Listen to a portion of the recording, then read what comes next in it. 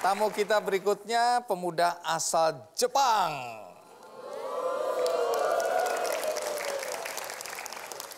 Dia merasa hidupnya untuk Indonesia karena dia ingin membantu saudara-saudara kita yang pernah mengalami kusta. Siapa dia? Yuta Takashima. Yuta, apa kabar Yuta? Baik. Baik. Ya, hai. Hai. Ya. Silakan duduk Yuta. Jadi Yuta berasal dari Jepang. Iya Pak, dari Jepang. Dari Jepang, ha? Jepang di sebelah mananya? Oh, itu. Lahirnya di Kagawa, Provinsi Kagawa. Terus kuliah di Osaka. Terus hidupnya lebih banyak di Indonesia? Di Indonesia sudah 7 tahun. 7 tahun. Nah, saya dengar Yuta tertarik tinggal di Indonesia karena ingin membantu orang-orang yang sering disebut penyandang kusta.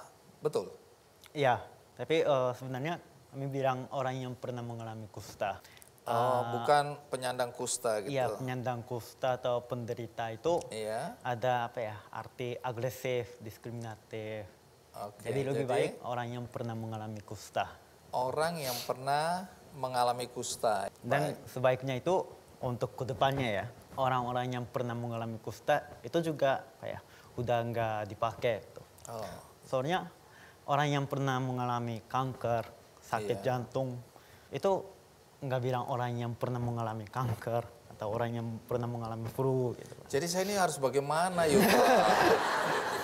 Jadi pengennya untuk kedepannya orang yang pernah mengalami kusta juga sebaiknya usah satu sebut, hari tidak perlu lagi. Iya, orang yang biasa. Ya biasa aja ya, saudara-saudara kita. Iya. Saya dengar ini gara-gara Yuta sebelum ke Indonesia itu bertemu dengan orang yang pernah mengalami kusta di China ya? Iya. Seorang ibu. Waktu pertama itu saya lihat kelihatannya ada cacat, terus nggak bisa berkomunikasi juga, jadi takut gitu. Tapi selama 2 minggu saya bisa merasa hatinya, kekuatannya gitu. Terus dia itu ada cacat, nggak bisa keluar dari desa yang kecil. Terus waktu itu saya belajar bahasa Indonesia di kuliah. Jadi saya pikir kalau saya datang ke Indonesia, terus saya buka kegiatan namanya WorkCamp itu.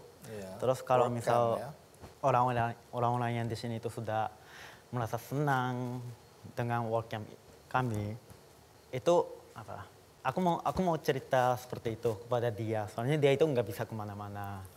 Aku mau cerita karena ada kamu, saya pernah ketemu sama kamu.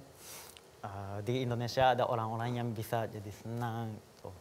Oke, jadi ini ketemu Ibu Meihua. Dulu pernah juga mengalami kusta. Jadi waktu ketemu, hatinya Yuta tersentuh lah ya. Iya. Kemudian pikir karena aku bisa atau belajar bahasa Indonesia, aku mau ke Indonesia. Dan mau juga tanda kutip menolong orang-orang yang pernah mengalami kusta. Terus mau diceritakan ke Meihua. Iya. Terus sudah sempat diceritakan? Saya janji sama dia. Setahun saya cuti sekolah, terus datang ke Indonesia.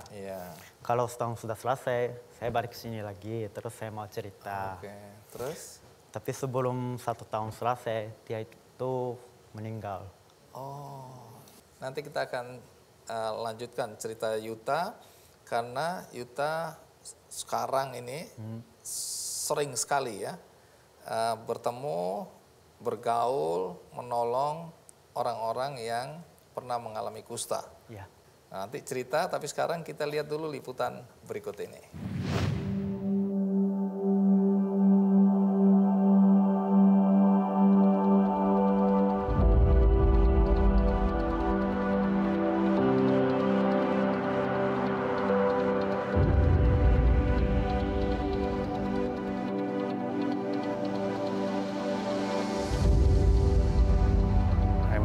Kondisi di ngangkat ini kebanyakan penderita kusta dan eks penderita kusta, dalam arti yang belum sembuh sama sudah sembuh, sudah negatif dalam arti ya.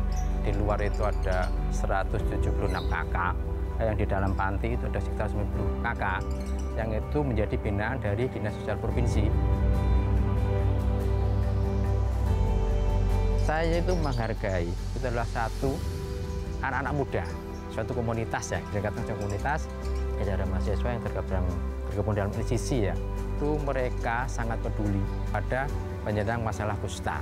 Yang utama adalah mereka itu memberikan pendampingan pada berita kusta supaya mereka termotivasi dirinya, percaya diri, salah satunya itu ya.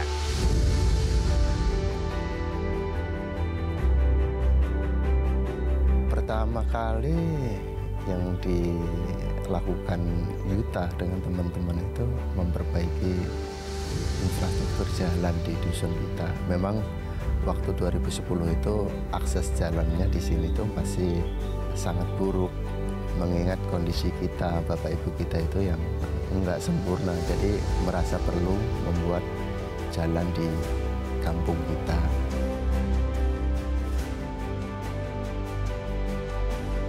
Selain membangun jalan, dia kalau waktu anak-anak sekolah TK atau di TPA, dia ikut sama-sama ikut belajar dan juga di sana membuat gambar-gambar untuk menyenangkan anak-anak kecil itu, anak-anaknya orang penderita kusta itu. Perubahannya itu secara sosial kita merasa lebih percaya diri. Karena setiap tahunnya, mulai dari tahun 2010 sampai sekarang itu, teman-teman dari LCC itu selalu ngasih masukan kepada kita, ngasih semangat, motivasi, dan lain sebagainya.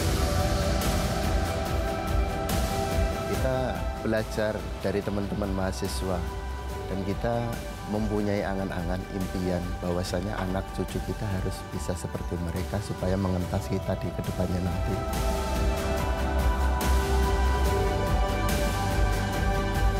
Dulu ceritanya ya kalau mau ada hajatan ya dia hanya sekitar gitu aja, bukan mengundang dari orang luar, bukan enggak. Sekarang misalnya di luar kampung sana tempatnya orang sehat ada hajatan, kita diundang.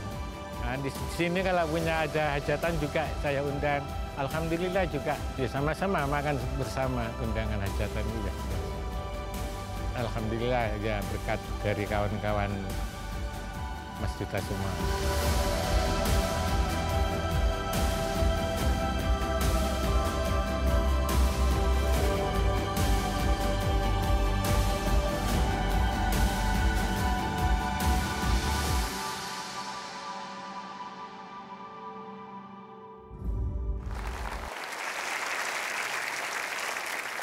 Yuta, kalau dilihat di liputan tadi, di video tadi, itu kan Yuta merasa biasa-biasa saja ngobrol, bahkan bersentuhan dengan orang-orang yang pernah mengalami kusta.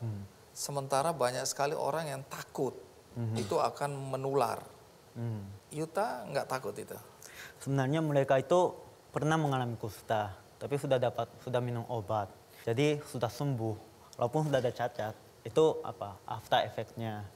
Jadi kalau orang yang sudah minum obat, dari orang itu nggak menular lagi.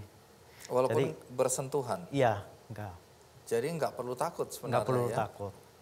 Dari mana kita tahu bahwa orang yang pernah mengalami kusta ini sudah minum obat itu atau belum minum obat sehingga bisa menjangkiti orang lain?